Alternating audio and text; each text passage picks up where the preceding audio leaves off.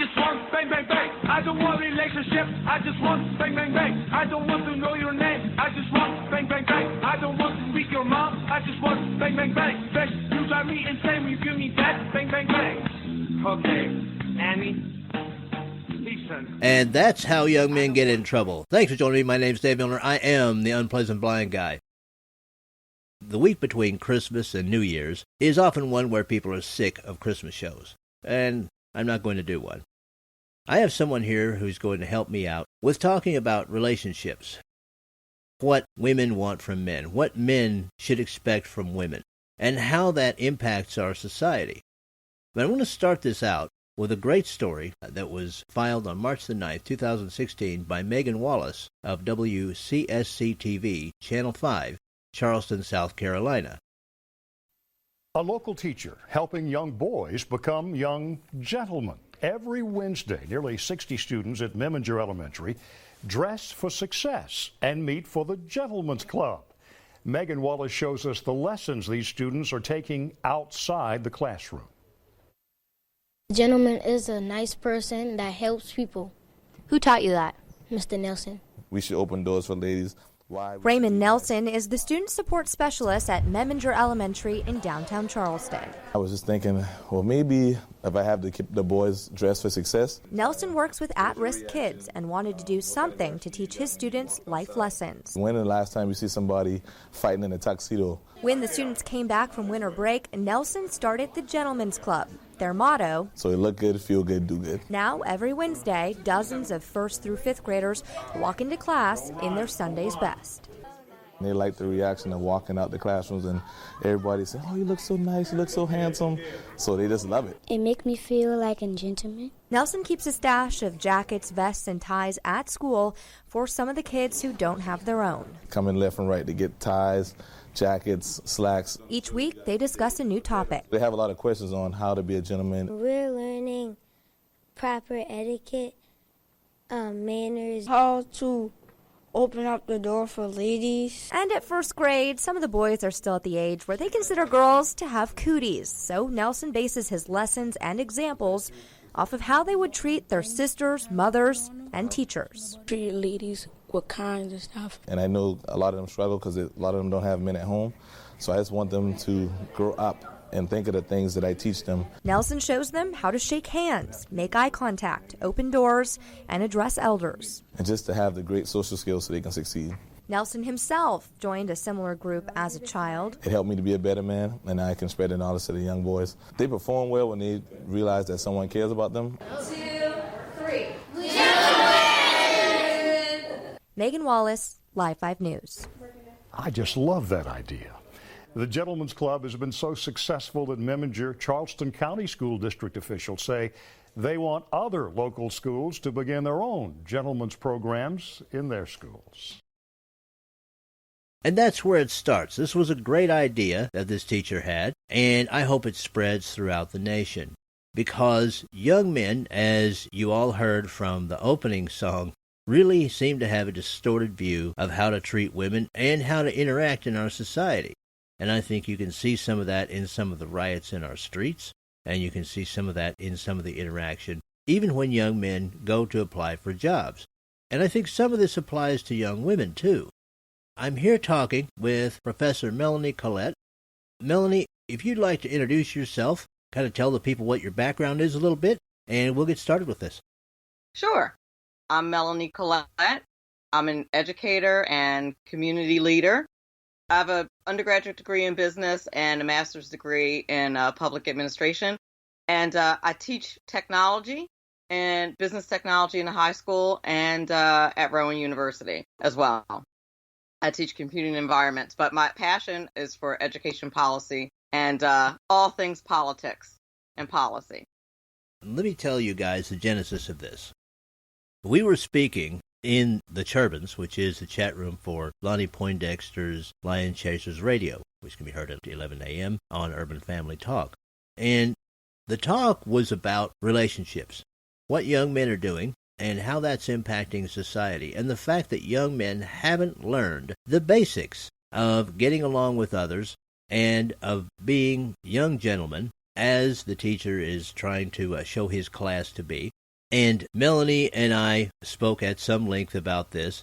And Melanie brings in a great perspective because she teaches both on the high school and the college level.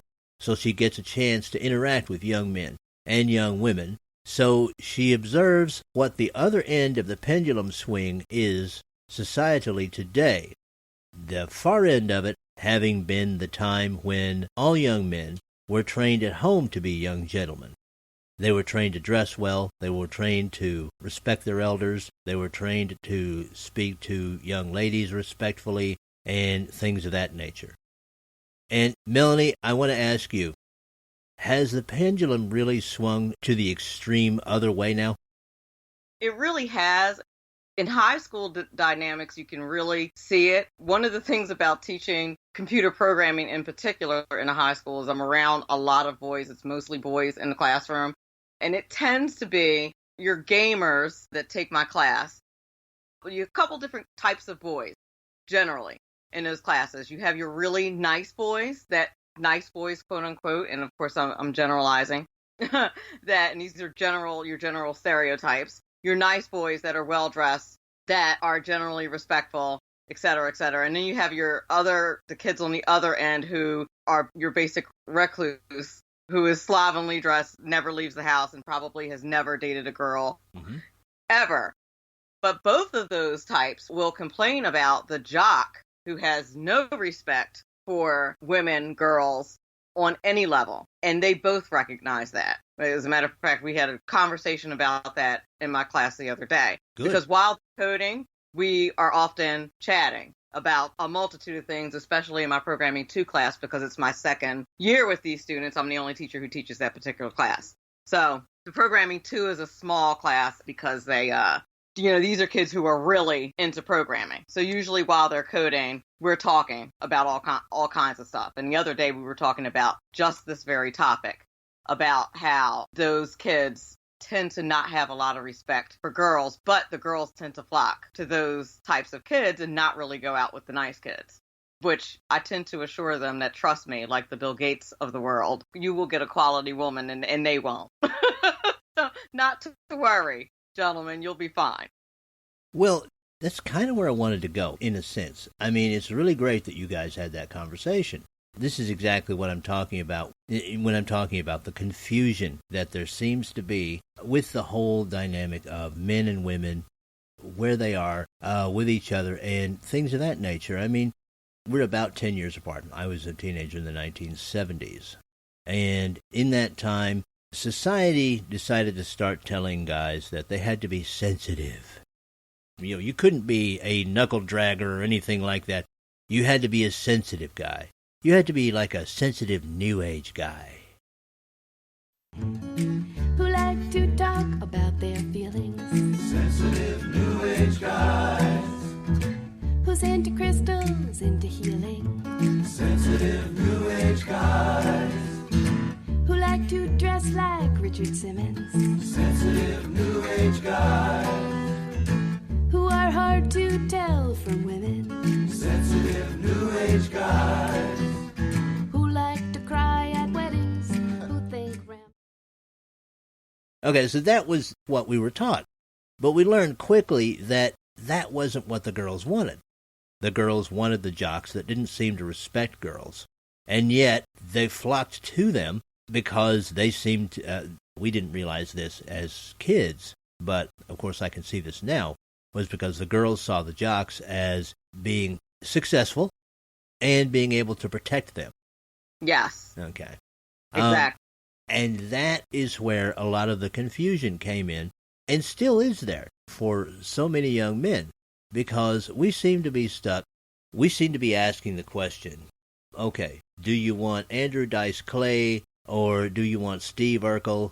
Because Stefan Urkel is very rare. And most of the Stefan Urkels, I'll say a good many of the Stefan Urkels, know that they're Stefan Urkel, and they act like it. Exactly. You're right. So, right. There's a lot of confusion in here. And do you think all of this confusion goes into the issues of abortion and abuse of women And even in the way that young men react towards society, rioting and things of that nature? I think that it does. I think there are a lot of influences. I think there's so much to that question. I mean, it's such a loaded question. Well, run with it.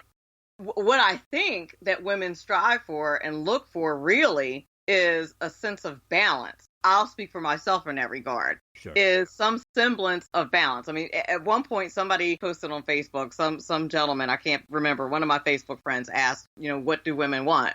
I was like, everything. I want it all. And then I want more than that. But what I meant by that is that some sense of balance. Yes, I want you to protect me, but I also want you to have the wisdom to know when to be quiet and just listen. But that doesn't mean that you are feminizing yourself, if that makes any sense. That doesn't mean that you're being feminine. Mm-hmm. And there is a difference between listening as in like being my girlfriend and just listening. Because men by nature are problem solvers. So the minute we start talking about some problem that we're having, your instinct is to fix.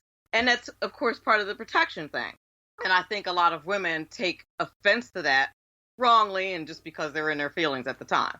But part of that whole, macho thing with the riots and the abortion, when there's no balance in the relationship, when you have a man who's overly macho, for lack of a better expression, mm-hmm. There's an intimidation factor there for the woman, especially if she's in a vulnerable state, such as deciding whether or not to keep a baby.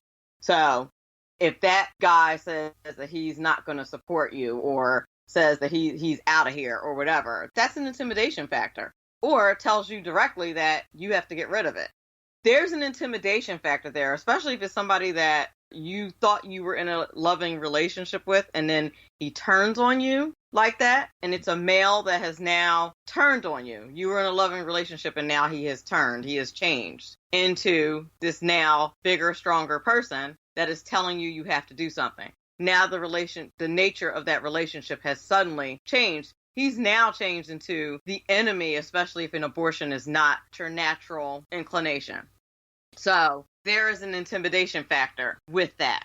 And I think that's what forces, intimidates, pressures a lot of women into getting an abortion when they don't want to. I think for the most part that's one of the most unnatural things a woman could do. Right. And, of course, we talk in a Churban about this a lot, is that for the most part, a lot of that decision is because of, the lack of support on the man's part. As, Lonnie talks about that a lot. Mm-hmm. The gentleman, would say, listen, I'm going to do whatever. We're going to fix this. That if the guy only said that instead of what other horrible thing he said, that probably would go a long way into her making a different decision. And I agree with that. Well, that's another 100%. Part of the pendulum. I mean, even back in my day, in the 1970s, I was told by all my family on no uncertain terms, if you get a girl pregnant, you're going to marry her. That's just happening. Right. You have now a generation of parents that don't even bother to say that, probably because they didn't do that themselves. No, and it's like they just don't. I'm amazed, stunned by the number of children that have babies like it's nothing, mm-hmm. or abortions like it's nothing, like it is no big deal. And it's a huge deal. And I don't know if these parents are not talking to their kids. My mom talked to me all the time. Mm-hmm.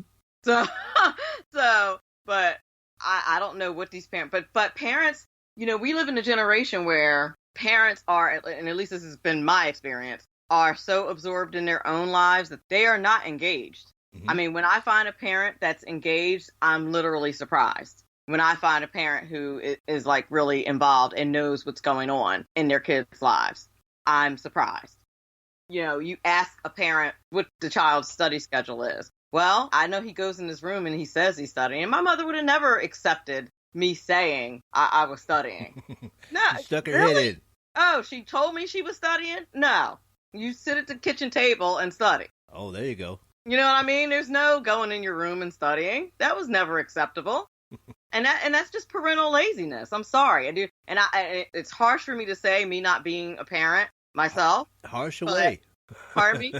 I said harsh away. This is the unpleasant blind guy. But but it's the truth. Truth is not always pleasant. So be as real and harsh as you need to be. I've been in numerous parent meetings where parents have said to me, well, he's studying. And I would ask, well, when does he study? What time does he study? Where does he study? What's the study environment? Well, I don't know. He goes in his room and he's studying for hours. Really? Does he have his phone in there? Yes. Does he have his TV in there? Yes. Well, I'm going to guess he's probably not studying. And that's why he's not, and that's not, you know what I mean? I'm like, how about we study at the kitchen table where he can sit, where you can monitor that more closely? And like I said, it's, to me, in my opinion, it's lazy parenting. I was never allowed to study in my room. No. That's great. Well, again, back in my day, I was allowed to study in my room, yes. But if a report card came and the grades weren't up to snuff, then the study environment was changed.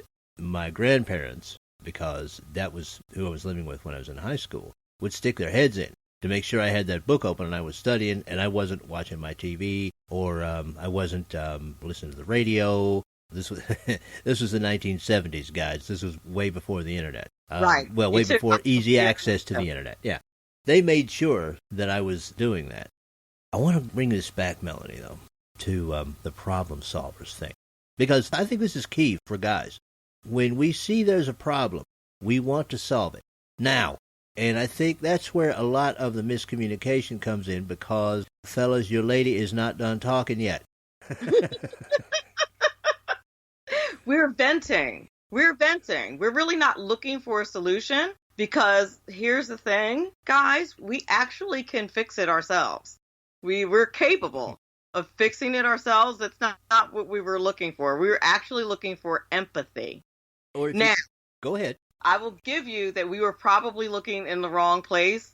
I will grant you that. I will give you that. Right. Well, that's it, fellas. Sometimes you're going to have to sacrifice the game to please your lady, and you better do that, or she might not be your lady anymore, because ladies have a lot of options now. And this is another thing I think that guys feel, is that, and maybe this has to do with society, Melanie, maybe you can talk about this a bit. Guys feel like we're disposable. We feel like if we're not a combination of, 007, Chuck Norris, and Billy D. Williams, that if we move a toe the wrong way, the woman can just go out and find another guy. How much of this do you think is society, and what do you think the resolution is, if there is any? Oh my gosh, that's interesting. You don't have to be all of that. You really don't. What I think that has to be done, in my opinion, is listen to your woman and listen to what she says and not send it through your personal interpreter, but just listen to what she says. Not your interpretation of what women mean when they say that, what she says, how she feels, and what it is that she says that she wants, and nothing else. That particular woman, that specific woman. That's my opinion. Right. Because just like you just articulated, like that generalization, like that's what it seems like. Because I feel like my biggest frustration in relationships has been feeling like I'm not heard. That I'm personally not being heard. That like no matter what it is that I say, and I feel like I'm a really clear communicator, like in every other aspect of my life, I'm very well understood. I'm a teacher, for God's sake. So like my job is communicating effectively. And I have all these leadership roles where I give speeches and I communicate. And in relationships, I don't seem to be as effective. And I think that I talk the same way, but not being heard. And the sense that I get is that it's because there's this filter that, and I'm not going to say all men, I'm going to say the men that I've chosen. Mm-hmm. So I'm going to, what kind of self-respecting conservative would I be if I didn't take responsibility? Right. The men that I've chosen have had this filter where they are hearing what I'm saying, but they're sending it through their own filter instead of just taking what I'm saying at face value. You're like, okay, she is saying this, but what she means is X, Y, Z. And it's like, no, I said exactly what I meant. Right. And that is another sticking point, I think, between men and women because there are some ladies out there, and I want you to speak to this, because I'm not just bashing on the men, folks. It's not just about men, because the ladies are the other half in this sequence. There's some issues over there, too. Absolutely. Tons. I, like a lot of other guys, am rather literal about stuff like this. I will listen to a lady, but if she tells me, for instance, don't call me, I don't call. And you see incidents like that, where then the woman gets all angry because the man didn't call. Well, you told me not to call. See, I would never say that. You are absolutely right. There are tons. And I feel like that's why men get so confused, because a lot of women play those games. I don't. Mm-hmm. I will tell you, I'd really appreciate at least a call or a text every day. Doesn't have to be a call, but if you could just text me and let me know you're alive once a day, doesn't have to be anything long and drawn out. But if you could just text me at the end of the day, hey, I'm alive, that'd be great. Especially if it's like a long distance relationship, something like that. Oh, certainly, yes. You know what I mean? Yes. It's the literal thing. A lot of us fellas, not all of us, but a lot of us are very literal about this. We're literal problem solvers, and we really want the ladies that we're with to be happy. And so we listen and we try to do what they want done. But then there are some that say, well, no, I didn't want you to do that. And right. And I'm like, well, why didn't you say what you wanted? I mean, I've had this conversation with my sister, with her relationships and stuff. And I'd say, well, why didn't you say that if that's what you wanted? Like, say what you wanted. I will say what I want. And that's what I have found frustrating, because I'm very direct. I am real clear. I am crystal. And so I get real frustrated when I'm like, okay, did I not say to you X, Y, Z very clearly? What wasn't clear about what I said? And I don't mean that as in like I gave you a direction and you were supposed to do that. What I mean was I ambiguous about the discussion that we had? Because I don't think that I was. Right. No, I tend to say exactly what I mean. I don't like playing games like that. And I don't want a man who's a robot. I don't think any woman really wants that. Oh, no. They might say that they want that, but that gets old real fast. There's nothing worse than a man who's a pushover and won't check you when you need to be checked. Oh, let me tell you, I think there has to be a balance. I think there has to be an honesty. Yes. How much do you think Christianity feeds into the healthy relationships between men and women and the unhealthy ones that seem to be going on now? How much do you think Christianity feeds into that? Here's the tough thing. My first marriage, I was very, very involved in the church that I was in. The whole nine, waited till we got married. I was married to an elder in the church. It went horribly wrong, and I do not blame Christianity at all. I blame the person I was married to and the elders in the church. It was a very abusive relationship. I think when done correctly, the way the Bible describes, it can be a beautiful thing. Mm-hmm. I think it can be beautiful. And I think that there's two sides. There's the woman's role and there's the male role. And like everything else, there has to be a sense of balance there. And when there is not, it's a problem. So if the male takes his responsibility as the head as seriously as he takes the privilege of headship, it is a beautiful thing. But if he only takes the privilege and not the responsibility, then it's a grind for the woman in the relationship.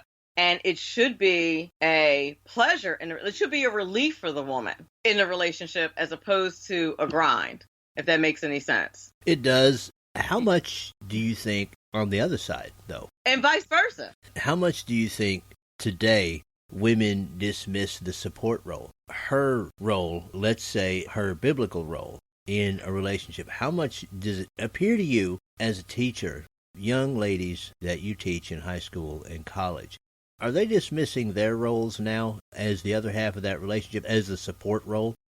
I don't think I've ever run into a teenage girl who thought of that role at all, of that role as a Christian wife at all. Yeah, see. At all. And it's difficult, too. I'll speak for myself. It's difficult to be specific about what that role is within an individual relationship when you've been independent for so long. But I think it depends on the relationship and what your husband specifically requires. like what that particular man specifically requires. You know what I mean? I think I do, yes. But it should be, I mean, to me, like if you're going to partner up in a Christian union that way, then there should be a benefit for both of you. You know what I mean? There should be, both of you should benefit, and both of you should be happier, and both of you should be lighter, if you will, because you're both fulfilling your Christian roles.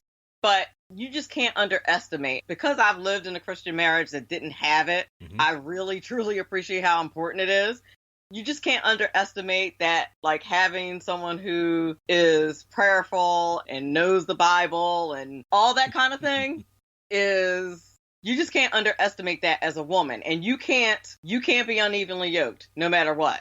Like that is a grind on either side. You know what I mean? I think I do. And don't turn your noses up at this, people. If there are agnostics, atheists, whatever, listening to this, don't turn your noses up at this. Because, as Lonnie Poindexter pointed out, only this week, I'm recording this early in December, only this week on Lion Chasers, the number of marriages where you find couples that have been together for 50 years is vastly small now compared to what it used to be. It's even hard to find people that have been together for 30 years. And what he was saying was that the Judeo-Christian ethics that bring people together and forge people in a marriage really helps them to lighten each other's load better. Right. And that's why they last for as many years as they do. But society and government, I wanted you to speak to this, Melanie. Society and government have decided to take part of the role of the marriage out. And this is for both men and women. Even with that, you have to see it the same way. Like, it's not enough. It's not enough for you to just be Christians. You have to agree fundamentally on how you're going to operate within that marriage as a Christian couple. If you don't have a fundamental agreement or evenly yoked as to how you're going to operate within that marriage, how you're going to operate with each other, and you are not absolutely 100% cool and tied in, linked in together on the absolute same page, it's not enough for you to just be Christians, is what I'm saying. That is just the beginning. My ex was a born-again Christian. I consider myself to be a Christian. He didn't consider me to be a Christian because we were not the same religion, and I didn't believe the same exact thing that he believed. You weren't the same denomination, you're saying? Correct. Okay. So so while I was out looking for a church and I would be reading different books and this, that, and the other, he would criticize me, just be very critical. And now, to me, as my head, he should have been taking me to his church, maybe opening the Bible, maybe praying, maybe doing different things. To me, criticizing is not like what Jesus would have done. And because I've read the Bible more than he has, he wasn't really in a position to talk to me about certain scriptures and stuff the way I could talk to him about certain scriptural things. So it was a bad situation. And as hard as I tried to like have those conversations, it just never, it's hard to have a conversation, a respectful conversation. It was like talking to a liberal. I'm just kidding. But not really. You know what I mean? When you have a lot more, when you do your homework. And I would have been open. I'm very open to those conversations. And I thought, we're both Christians. We both believe in Christ's sacrifice. So it'll be all good because those fundamental things we definitely agreed on. Right. But, there was some detailed doctrine that we didn't agree on. And he would just be like, you're going to hell. I'm like, okay, wow. Yeah, that's kind of a like, bold don't you statement. care that I'm going to hell? Shouldn't you be praying with me? Because, like, you're my man and you're the head of the household and stuff. So. Well, yeah, exactly. You know what I mean? So shouldn't you be, like, praying for me and, like, taking me to see your pastor and whatnot? But you don't even go to church. Well, yeah, there's that. But the other element of it all is government as husband and even government as wife now. Yeah. How much of a problem do you see this is in relationships right now? The government wants to be all things to all people, and that is the problem. A lot of that is why these young girls think that they can just have these babies, because the government's going to be the daddy. I'm friends on Facebook with a few of my former students who, no matter how much I've talked to them about not getting pregnant when they left school, course, they did, but but I'm not bitter. Of course, they had, turned 19, 20 years old and had babies. But they post these foolish things about not needing their daddy and they can do good all by themselves. And you know how they're doing it. The government is their daddy. Mm-hmm. And that's a problem because the dad needs to be there. The dad needs to be there to raise these boys. The dad needs to be there for those girls, to know how they're supposed to be treated. Yeah. And, the government is telling them basically that this is okay.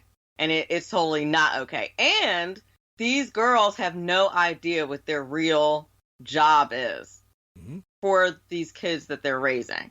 They have no idea what they're setting their kids up for. And frankly, this is part of the issues that I'm having with parents as a teacher.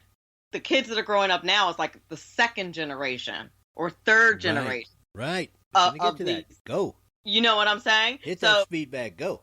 Absolutely. Well, yeah, because, a lot of the parents that I'm dealing with now, I'm 46 years old. A lot of the parents that I'm dealing with now are like a little bit younger than me. They might be 36. You know what I mean? Mm-hmm. They might be 30 years old. So, and now they have teenagers because they were, babies when they had babies. Mm-hmm. And listen, I can tell by their email addresses when I email them. Their email addresses are completely immature, just stupid. And I can tell that they're children themselves.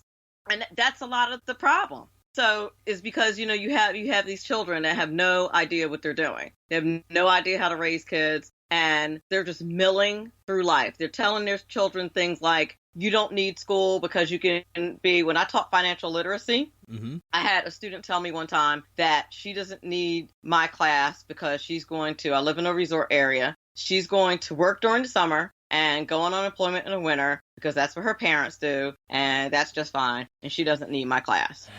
Okay, so the family tradition. I said, well, who told you that? My mother. So now, when I have parents telling their kids that, as a teacher, what shot do I have? I got exactly. no shot.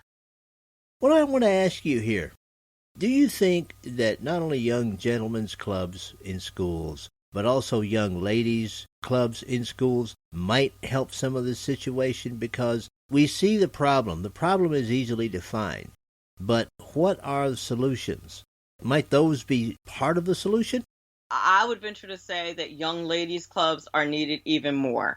And the reason why I say this is because, as I mentioned in the Turban the other day, we were talking about whose responsibility is it and how abortion and things like that affect men. But, what I said, and it's sexist, however you want to put it, but ultimately, we as women are the gatekeepers. And I tell students all the time, especially my female students, especially around prom season, that we as women have nothing but our reputations. Our reputations, and it's sexist, it's unfair, but it is real life. That is how it is. And, I tell some of them, I'm like, you know what? The things that you do on prom night 20 years from now at your reunion, you will still be that girl. You could be the CEO at Apple, and you'll still be the girl that did whatever behind the bleachers during prom. Trust me, that is how it works. Your reputation is paramount. And, we can do things that are just irreversible as women. We can make mistakes. It's just the way we're built, the way we're made.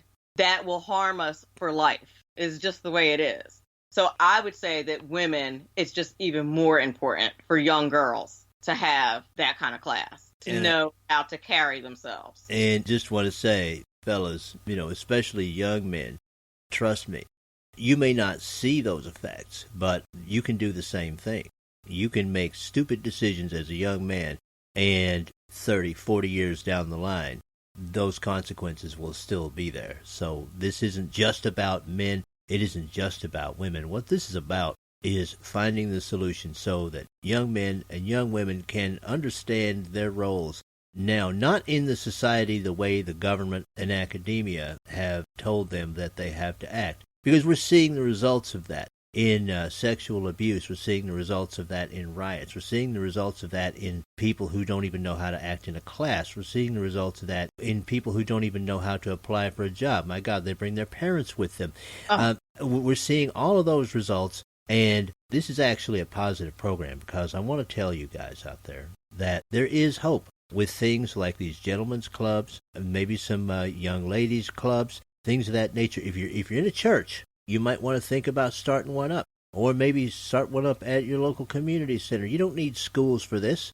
This is great stuff to do. And if we bring our young people back to the fundamentals of how to treat each other and how to treat others, our society can only benefit. Melanie, sadly, I've got to stop the show. I think I could talk to you for about 6 hours, and we would have a great conversation, but I only have an hour. I want to thank you. I know it's late, and I really appreciate your taking time to be on The Unpleasant Blind Guy. And would you come back again? Absolutely. The pleasure was mine, Dave. All right. And that's it for this time, everyone. I appreciate each and every one of you. Thank you for listening. Have a beautiful Christmas week into New Year's and a prosperous 2017, and may your God go with you. Goodbye.